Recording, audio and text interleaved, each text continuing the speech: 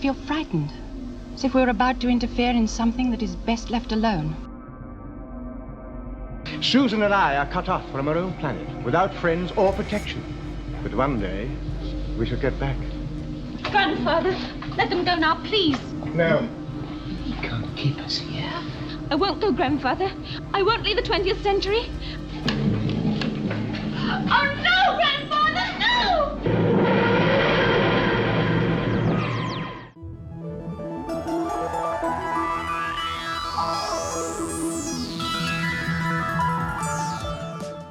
After talking about 60s Doctor Who, I started a rewatch, and where better to start than at the very beginning, where it all began, in the mysterious junkyard in 1963. The first episode of An Unearthly Child is a great introduction to the Doctor and his three companions, and it's still one of my favourite episodes in classic Who. The next three episodes aren't as good. They aren't horrible, but we'll get to that. Let's take a look at the very first episode. The first episode is more of a mystery than anything else. After we hear the now iconic intro play for the first time, the camera pans to a police box, and we hear a strange humming emanating from it. We're first introduced to two teachers from Coal Hill School, Ian Chesterton and Barbara Wright. The show was originally aimed at helping children understand historical events and science concepts, which is why Ian is a science teacher and Barbara is a history teacher. And straight away, I want to say that Ian and Barbara are up there with my favourite companions in all of Doctor Who. I was wondering why I like them so much, and firstly I think it's because we spend so long with them. They're in 77 episodes, each around 22 minutes, so it feels like we really get to know them. But the second reason is just that they feel like adults. They're both in their 30s and are teachers. They aren't in constant awe of the Doctor, or where they travel to.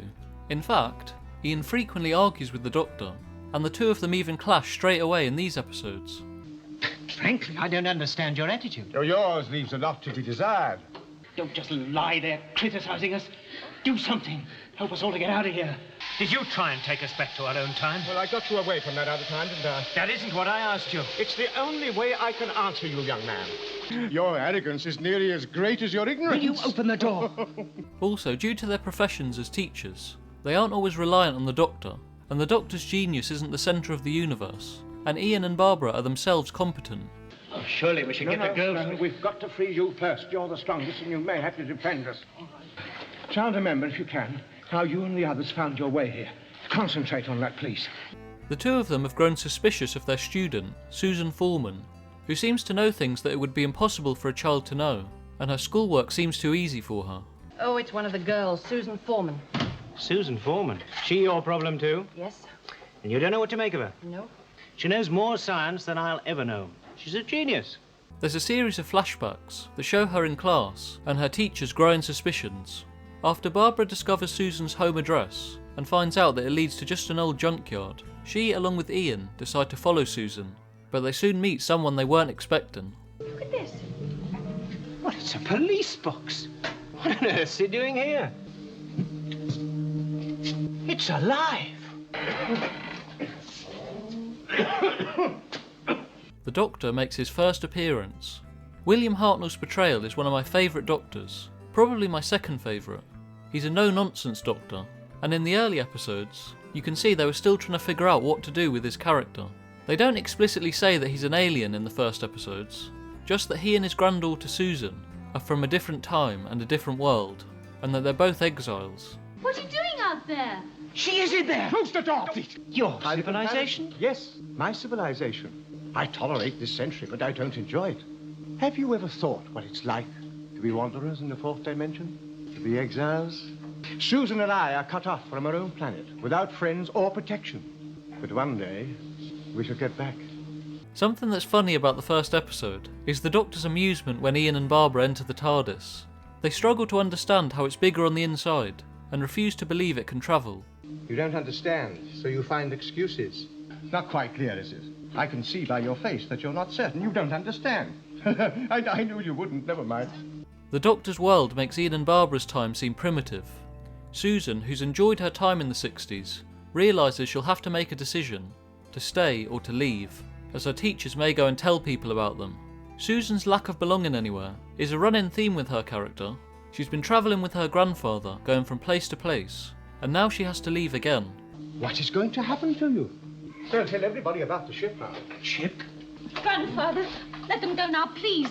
No. He can't keep us here. I love England in the 20th century.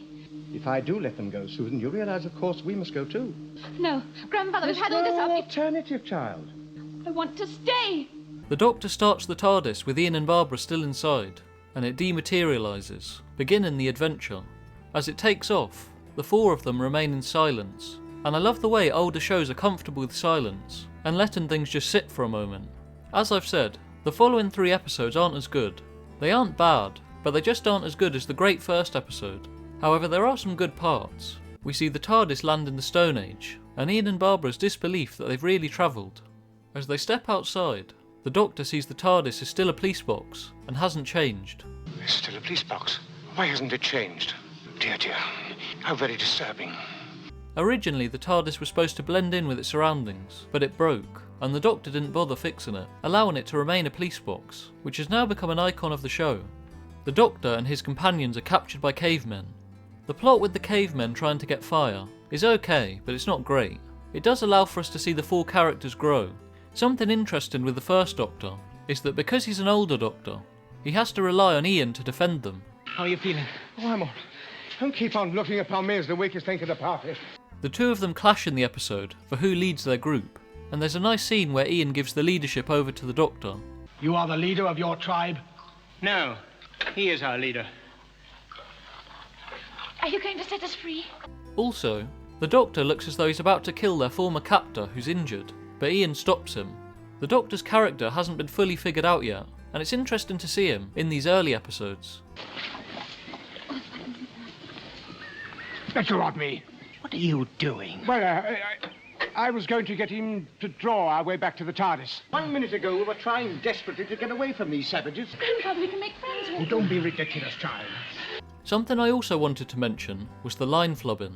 Due to the cost of filming, most of the scenes had to be done in 1 take, so if a minor mistake was made, they just had to carry on. I didn't even notice the Doctor getting some of his lines wrong, and then correcting himself, until someone pointed it out.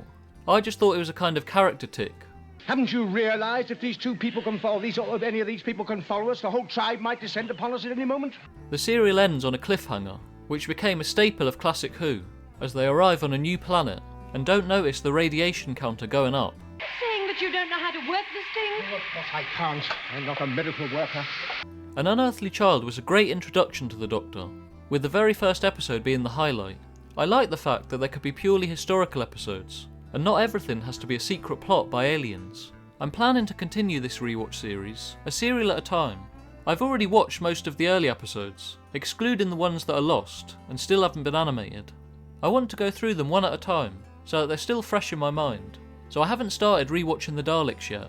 Let me know if you want me to continue the series, as I've enjoyed going back and rewatching the first serial, and let me know your thoughts on the first serial in the comments. I'm Firelink Frontier, and if you'd like to support the channel, please like and subscribe. Thanks for watching, everyone.